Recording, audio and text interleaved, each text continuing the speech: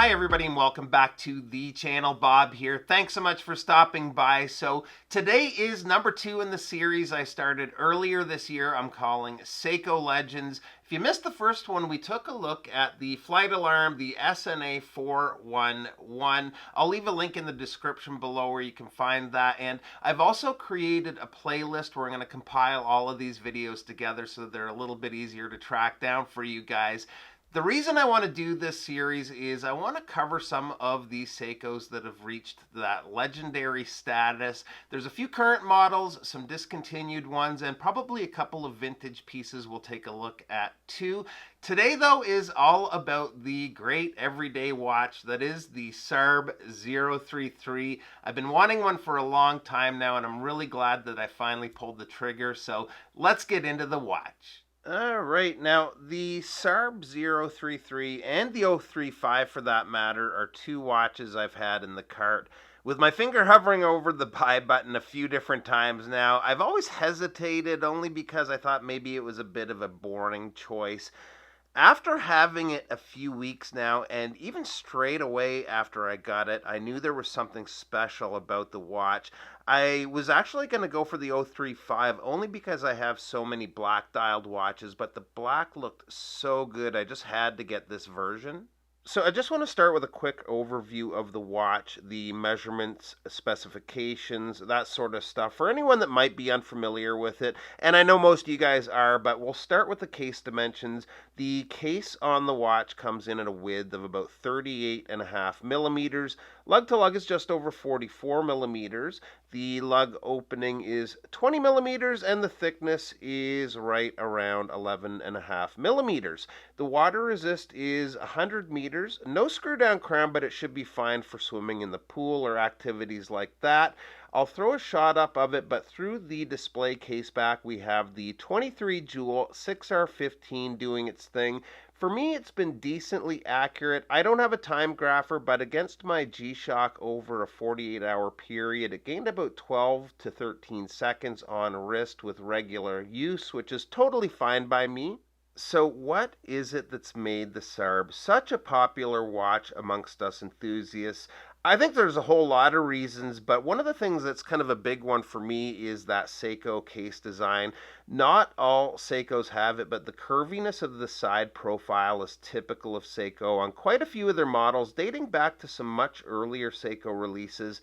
They're maybe not the best comparison, but I'll show you here just for size comparison first. And if you look at the side profile, from the front they're quite a different watch, but from the side profile you really see that Seiko DNA. I'll take it one step further, and this guy obviously dwarfs the SARB, the Marine Master here, but same with that side profile. It's different, it's not exactly the same, but a very similar flow. The style of case makes these watches just very comfortable on wrist, and it just looks really good too. The finish work also very well done, nice polish work, and the brushing is well done too. The dial definitely helps with making this watch a crowd favorite. The dial is inky black and really easy on the eyes. The hour markers are applied, and the Dauphine style handset is just perfect for it. I will say that due to the fact that everything, including the black surface of the dial, is very shiny, so in certain lighting it throws a lot of reflections at you.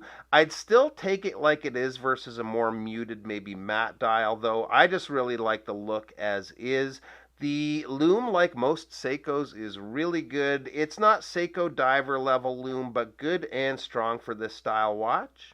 The bracelet has one very common complaint that you see in a lot of the forums and comments of YouTube videos, and that is the gap where the clasp meets the bracelet. It doesn't bother me that much, but I will say I had a Seiko 5 with a similar gap back a few years ago, and I ended up snagging it so hard it pulled the clasp open, so didn't end up damaging anything, but it very well could have, so watch out for that. Otherwise, I don't mind the bracelet at all. It has a nice taper down to about 18 millimeters. I like the look and style.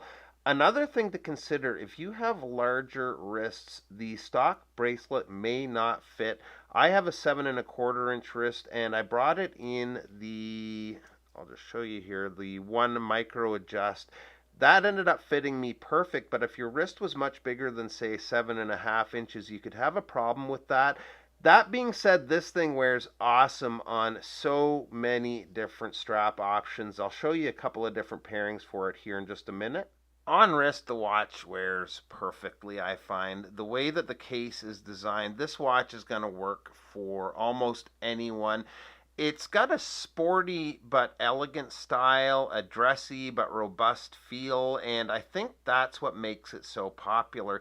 It's a very versatile watch that's going to work in almost any situation, and I want to show you a couple of different looks. So let me give you a bit of a dressier combo first. And here it is on a croc embossed leather. This strap's from Barton, and I think it's a great look for the watch. I don't have a lot of dress watches, but this is perfect for a more formal occasion for me. So let's try dressing it down just a little bit. This time I have it on suede, and I'm not 100% sure where this strap came from. It actually says made in Sweden on the back side of it, but it might have been an Amazon purchase at some point in time.